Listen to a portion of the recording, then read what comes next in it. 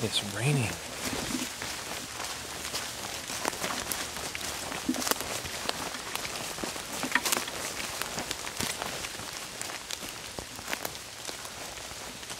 This is the creek.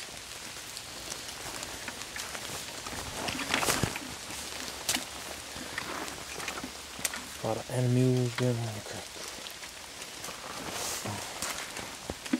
Interesting what he put that there. Odd choice.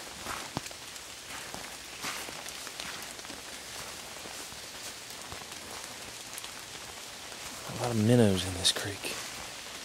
This creek leads to a bigger river. Some dog tracks and deer tracks down here. Alright, now for the hard part. So I'm going to have to put this camera in my pocket for a minute.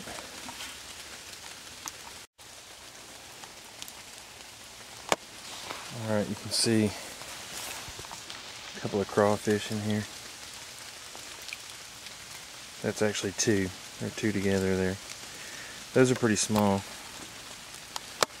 And the reason that they're small is because the trap, I only use the top of the bottle as an entry hole. So there's another trap I have, and you see there are holes in it. And then what you can do, this one, I'm more so going after minnows than anything else, or bait.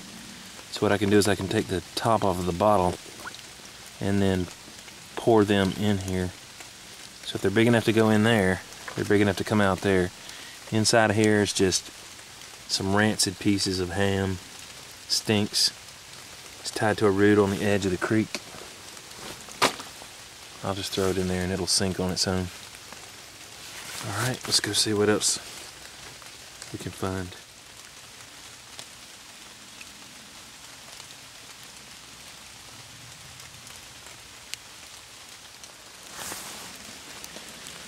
Okay, this is the location of the second trap.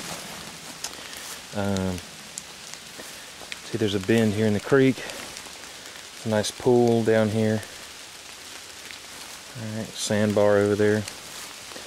You'll see a different style trap right here. That's it up under the bank. And really, you could put it up under the bank and camouflage it a lot better if you needed to.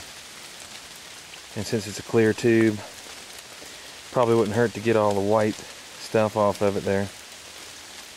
Alright, this one yesterday produced 3 nice sized crawfish and some larger fish. And that's because the entry hole is much larger. So, larger hole, larger fish, larger bait, larger crawfish. Alright, let's dig it out and see what we got.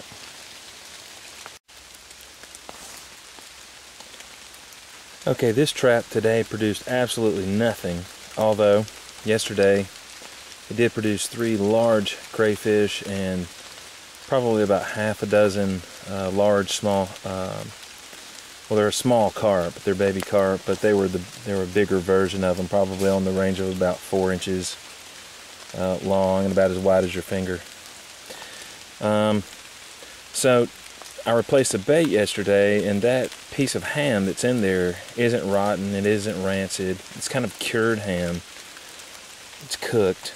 So the lesson really is that the more rotten your bait is, the more crayfish and the more fish you'll attract, because these are scavenger feeders and they're tuned into the smell of rotten flesh. So if you were in a survival situation and you killed a rabbit, for instance, you might use the rabbit guts for bait inside of a trap like this to attract crawfish. And you can see this one's just made up of the bodies of 3 2-liter Coke bottles and then an inverted tube in one end that allows for water to pass through. There are a few holes poked in it so water can flow through it. And then this one, the hole in the end is a little bit larger, and that just allows, like I said, for larger bait to go in. And the front end is just wired on with 2 pieces of wire, and that's pretty much it. And just because water flows, and like right now it's raining, I'm having to keep this camera dry. You can see it's still raining. You definitely want to tie this off on the bank somewhere so it doesn't get washed downstream. That's generally about it. If you had a stream like this and perhaps a dozen or 20 of these traps, you pretty much would be able to feed yourself.